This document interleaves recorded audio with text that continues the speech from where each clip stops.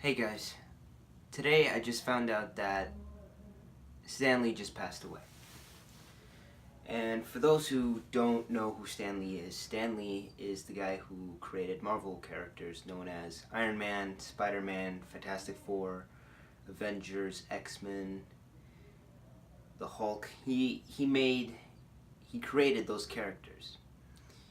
And I just found out that he passed away a few hours ago. And I won't lie, the news ruined my day. I mean, I'm sorry if you're hearing voices right now. That's my family downstairs. They're they it's I live in a loud house. But to go back to my point, I just found out about the news and I didn't want to make this video. I was thinking about it, but I realized that I should because one, it'll make me feel better, and two, it may be a good time to tell you a story about him.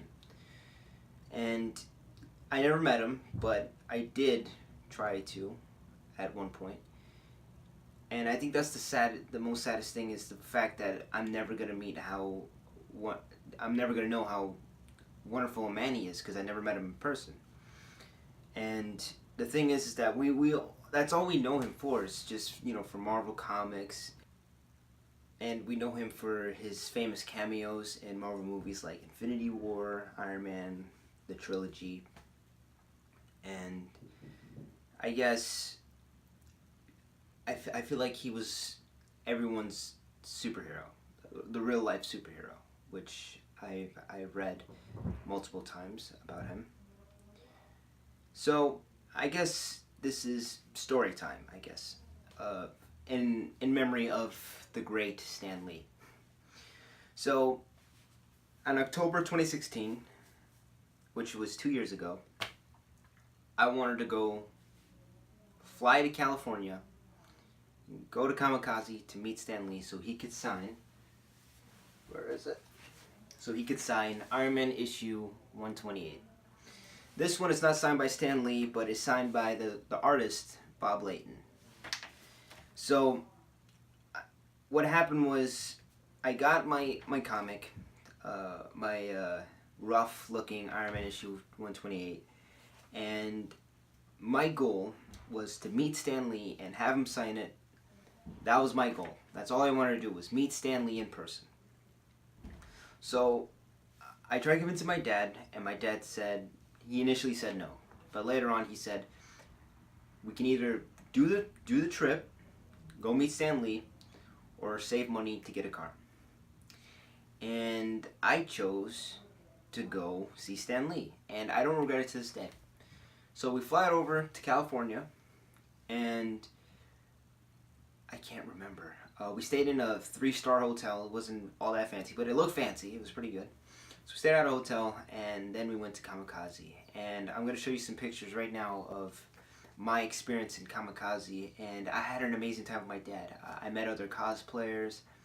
I met, I met this news lady who did like a news reporter. And what they were doing is they were having like people pitch ideas for TV shows or movies. And whoever won would write for a TV show. And I entered. I didn't make it. I didn't win. But it was fun. I pitched my idea. And my idea was to make a rebooted version of The Rocketeer. And for those who don't know who The Rocketeer is, here's a picture of him right around here. That's who The Rocketeer is. And I written a story about him at one point. And I guess I wanted to have a spin-off TV show called Stone Cold, which is about the detective who helped the Rocketeer find the bad guy. Let's say that. I didn't really finish writing that story. So we do all these fun things, and I wanted to meet Stan Lee so bad, and I didn't want to fail. Well, as soon as I went to Kamikaze, there were thousands of people there, and the line to meet Stan Lee was super long. So I was I was crushed because I wanted to meet Stan Lee. I wanted to see him, and I couldn't. So the trip was pointless.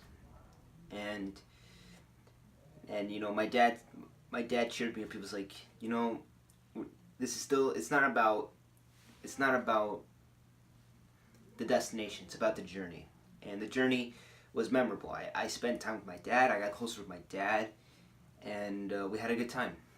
And I told myself after the trip that there's always going to be another time for me to meet him. And sadly, that's never going to happen because he recently passed away. So when I was at Kamikaze, I got a few comic books. I got Spider-Man issue 252, Iron Man 252. The first issue of Spider-Man's black suit. I don't know if you can see that. It's right there. And I got other comics by Scourging eBay. Wolverine, the first issue Wolverine, and Spider-Man and Human Torch Marvel team up. And I got a whole bunch of, I have a stack of rare comic books that I keep in a safe. I don't want to show, you know, all of it, but here is one of the issues that Stan Lee wrote, which I think is one of the, I don't want to say one of the greatest issues, but it's one of the most captivating. Issue 21. When Tony Stark's quit as Iron Man. I thought this was a fantastic issue, and I got it for around $30. I won an auction. So Stan Lee is an icon and a legend because he made his characters flawed, like normal human beings. He made his characters relatable in a sense, and that to me is genius. To make a beloved character just as flawed as you are, which makes room for improvement. And you know, I think that was one of the things that he didn't, you know, that he did that his editor didn't want him to do. So he basically thought that his editor wanted him to just write the characters. Don't put any big words in there. Just all they want to see is action.